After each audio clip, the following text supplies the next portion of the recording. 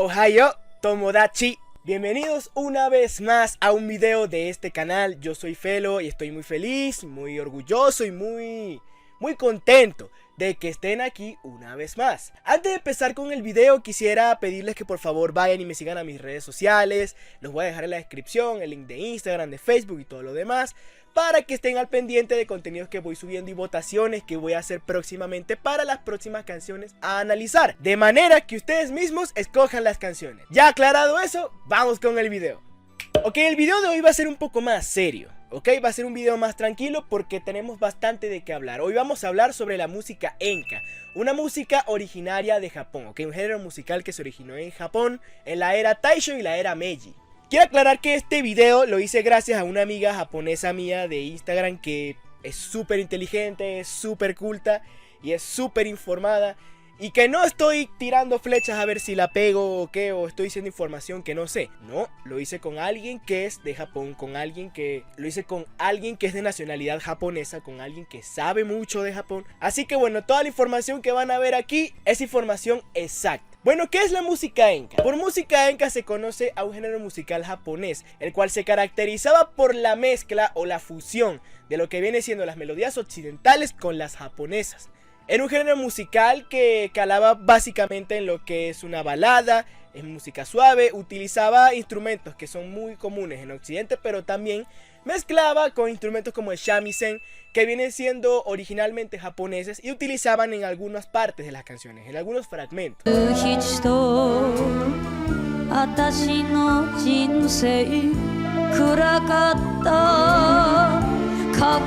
¿Cómo nace el enka? Bueno, el enka nace como activismo político por allá en 1854. Las canciones de este género en sus inicios hablaban precisamente de desacuerdos políticos, de problemas sociales. De hecho, por ahí por la década de 1870 se creó el primer partido japonés, a cuyos líderes no dejaban hablar en público. ¿Qué hacían estos líderes políticos? Escribían canciones, escribían melodías y se las pasaban a cantantes para que ellos pudieran difundir su mensaje. Y así es como nace el enka. Básicamente, discursos políticos en forma de música para hacerlos más atractivos. Es importante recalcar que el enka no es música folclórica tradicional japonesa. Es un género oriundo de Japón, sí, es un género que nace en Japón, pero hay que diferenciarlo de la música tradicional japonesa, que después vamos a hablar sobre eso en otro video. Pero aquí la verdadera interrogante es: ¿a qué se le conoce como música enka hoy en día? ¿O a qué llamamos música enka? Pues a algo muy diferente a lo que fue en sus inicios. Para saber cómo fue la evolución del enka, tenemos que remontarnos a aquel entonces cuando Japón pierde la Segunda Guerra Mundial. Luego de eso, hubo un periodo en lo que básicamente todo lo que era tradicional japonés fue tachado de conservador,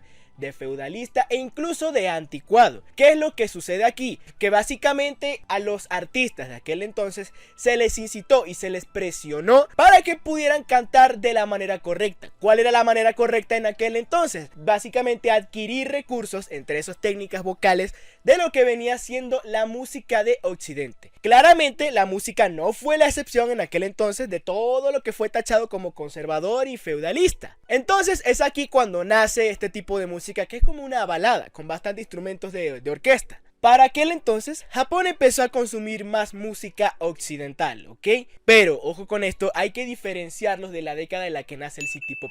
Porque para aquel entonces, en los finales de los 70, principios de los 80, ellos empezaron a consumir más música como R&B, rock, lo que es también el funk, el dance y todo eso. Y ya vamos a hablar de eso más adelante porque se conecta de por qué el enka ya empezó a perder popularidad. Pero aquí estoy hablando de un periodo de tiempo en el cual los japoneses se empezaron a interesar más por las baladas, por el rock and roll, por el jazz. De hecho, el jazz fue bastante popular en aquel entonces, ¿ok? Y aquí es cuando vamos a hablar de una de las artistas más relevantes de este género, de este movimiento. La señora Hibari Misora, la reina del enka, que tiene aproximadamente 68 millones de ventas en el mundo, que 68 millones de ventas en sus trabajos discográficos. Hibari es, para nada de sorpresa, la artista de más importancia en lo que viene siendo la música enka. De hecho, ahora que mencioné que por aquel entonces en Japón se hizo muy popular el jazz, pues Hibari Misora debutó como una artista de jazz, aunque su canto todavía venía siendo muy influenciado por las técnicas vocales tradicionales japonesas. Pero por esas razones que podemos encontrar canciones de Hibari Misora que no son solo enka, sino que algunas son jazz, otras son un poquitico rock, no mucho.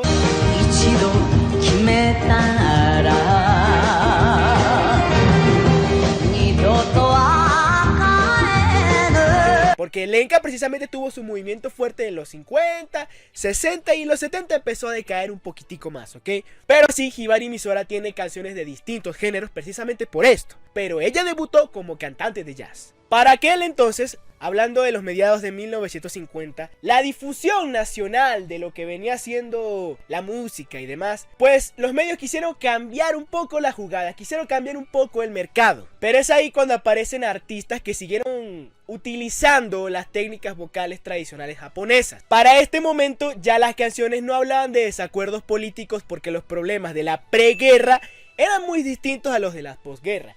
Ya aquí las canciones hablaban con un tono más nostálgico, no era lo principal el tema de la nostalgia, pero empezaron a cantar canciones más tristes, un poco más, lo que en Latinoamérica llamaríamos cortavenas, ¿ok? Y algunas canciones eran súper duras porque hablaban de realidades de aquellas personas japonesas que vivían en una ciudad, la ciudad, por lo menos en este caso, lo que viene siendo Nagasaki, ¿no? O Hiroshima, que quedaron bien golpeadas por lo de la Segunda Guerra Mundial, tuvieron que salirse de su ciudad, tuvieron que irse para ir a trabajar a zonas rurales y poder generar ingresos y ayudar a sus familias que se quedaban ahí. Eran momentos súper duros para el japonés. Y ese es el tipo de letra que tenía también la música enka, ¿no? O sea, letras de amor, nostalgia y dificultades como esta. De hecho, como los medios querían cambiar un poco el mercado y hacerse un poco más occidentales, hubo un poco de controversia, un poco de crítica en la industria musical en aquel momento porque había cantantes que simplemente no querían dejar de utilizar las técnicas de canto tradicionales japonesas. No sé cuántas veces he dicho esa frase aquí hoy, ¿ok? Pero bueno, es que me gusta decirla. Como les mencioné hace un rato, ¿por qué la gente empezó a dejar a la música enka de un lado? Siendo que es una música bastante bonita, bastante tranquila. A mí me encanta el enka, sinceramente. Me encanta el enka, me encanta Hibari Misora, me encanta Chiemi Eri, me encanta Keiko Fuji, me encanta Sayuri Ishikawa. Pero básicamente la música enka empezó a venir abajo, empezó como a perder popularidad. Es porque como todo, llega un momento en que están aquí y ya la cosa se va calmando un poco, se va normalizando. Como un artista cuando recién lo descubren y ¡boom! Pega muchísimo. Pero ya después se normaliza la cosa y como que, bueno, bien, él está ahí ya entre los grandes. Eso se juntó con lo que en los años 70 los japoneses empezaron a escuchar música más americana, ¿ok? O sea, empezaron a escuchar música como el funk, como el dance, como el rock, precisamente, música pop en general, y empezaron a hacer su género llamado city pop. Y es por eso que el enka empezó como a perder popularidad. Hay un punto importante a tocar aquí, y es que ¿cuáles son las características instrumentales de este género? Como bien les dije, al ser la mezcla de melodías japonesas con melodías occidentales, hay instrumentos que son muy comunes en la música por estos lados del mundo, ¿okay? Donde vivimos nosotros, Latinoamérica o Norteamérica, etcétera, de la música de occidente como tal, que son muy comunes. Por ejemplo, en este caso serían la guitarra y los instrumentos de orquesta, como tenemos en las canciones de Rocío Dúrcal, por ejemplo. Me atrapaste, me tuviste entre tus manos, me enseñaste lo inhumano y lo infeliz que puede ser. Ok, bien es sabido que el enka tiene guitarra, tiene bajo, tiene batería, tiene instrumentos de orquesta. Lo que diferencia al enka de la música balada de los países donde nosotros vivimos es básicamente el uso de los instrumentos tradicionales japoneses. No los usan en toda la canción, o sea, generalmente aparecen en un solo fragmento de la canción, en una sola parte, o en una melodía principal y ya después no vuelve a aparecer sino hasta el final y así. Pero esos instrumentos son el shamisen, los tambores de taiko y el koto. Aquí se los voy a poner en pantalla cada uno para que vean cuáles son. Básicamente esos tres instrumentos suelen aparecer en momentos clave de la canción. Aquí les voy a poner un ejemplo.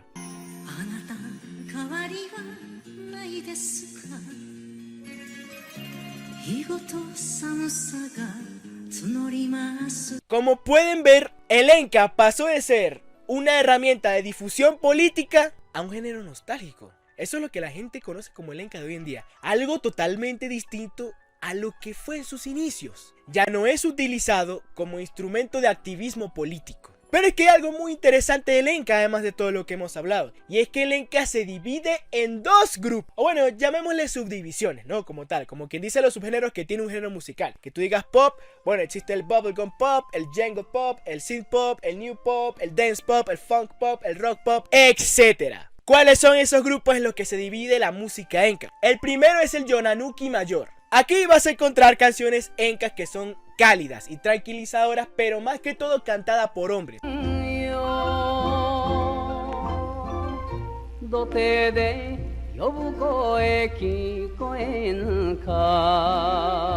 Y el Yonanuki menor es aquel donde vas a encontrar canciones un poco más emocionales y que generalmente están cantadas por mujeres, con melodías un poco más dulces.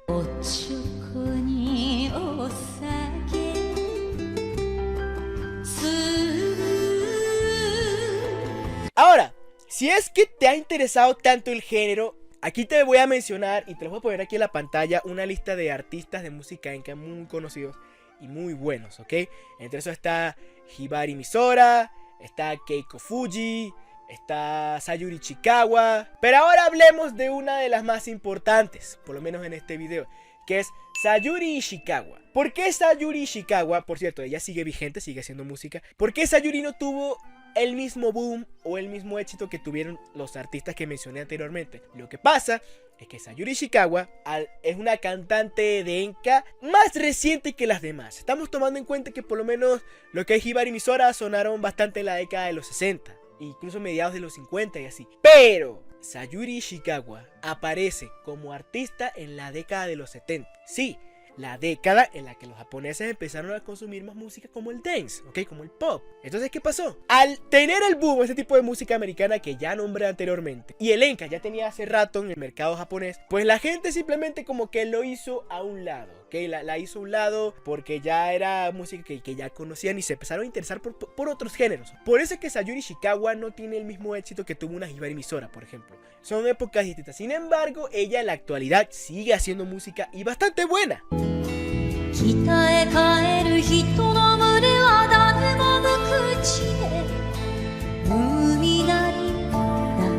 Y obviamente pues al debutar en los años 70, ¿no? Al darse a conocer en los años 70, pues todavía le quedaba la otra década para poder seguir haciéndose como artista, ¿no? O sea, como artista de música enka. Pero es que ya en los 80 el city pop era lo que estaba sonando, el city pop era lo que estaba de moda, el city pop era lo que le gustaba a la gente. Entonces una cosa opacó a la otra. Sin embargo, después como que en los 90 empezó a agarrar un poquito más de fuerza, pero apenitas el enka, ¿no? Porque surgieron más artistas nuevos. Pero eso es básicamente lo que sucedió con Sayuri Ishikawa. Sin embargo, yo personalmente recomiendo que la escuchen. Es una artista excelente, tiene una voz excelente, tiene canciones excelentes y bueno, si les gusta este tipo de música tranquila, es bueno que la escuchen. A mí por lo menos que me gusta mucho la música suave, me encanta Sayuri Ishikawa. ¡Datos curiosos! Sí, señor, es primera vez que hago esto en mi canal. Solo voy a dar dos datos curiosos, solo dos. Pero bueno, es que no podía evitarlo, porque lo que estaba haciendo este video me di cuenta de unas cosas que yo, ¿qué? No puede ser. La canción The Vals of the Night Crying Alone de Chiemi Eri tiene la melodía del opening de Sailor Moon, o mejor dicho, el opening de Sailor Moon tiene la melodía de esa canción. Pero esas penitas, no es que es plagio. Se lo voy a poner, usted tiene que escucharlo.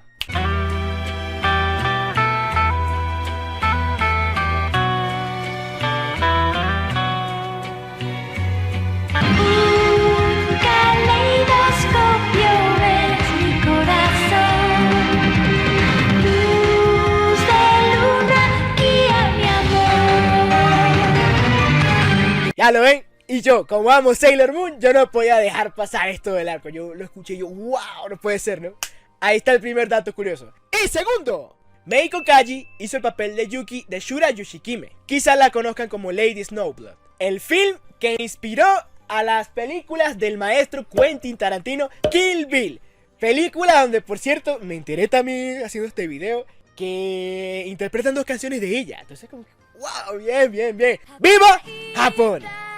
Y bueno amigos, voy a finalizar este video diciendo que la verdad es que fue un poco difícil hacerlo. No tanto por toda la información que había que hablar, sino porque las historias son duras. O sea, cuando tú buscas la traducción en español, por lo menos en mi caso que todavía no sé hablar japonés, de estas canciones de enka esas realidades de las que hablé. Como les dije, habían letras que hablaban de lo duro que tenían que vivírsela los japoneses para poder generar ingresos y mantener a su familia, que se habían quedado en la ciudad mientras el padre se iba a trabajar a zonas rurales. Es algo duro. La verdad es que es algo duro, y tomen en cuenta que en aquel entonces no es como ahorita que tenemos la comunicación tan fácil por redes sociales y eso. Es decir que aquel padre se iba, quién sabe por cuánto tiempo no iba a ver a su familia. Y además porque Hibari Misora tampoco es que tiene una historia muy bonita, ¿no? O sea, su papá era pescador y su mamá era ama de casa. Y Hibari desde chiquita tuvo la curiosidad por la música, ¿no? El interés. De hecho, hay un cantante famoso que no recuerdo cómo se llama ya japonés, que la escuchó chiquitica y dijo que esa niña tenía el talento. Y menos mal que lo tenía, porque se convirtió en la reina del enka. Pero Hibari, estando pequeña, tuvo que cantar en una ceremonia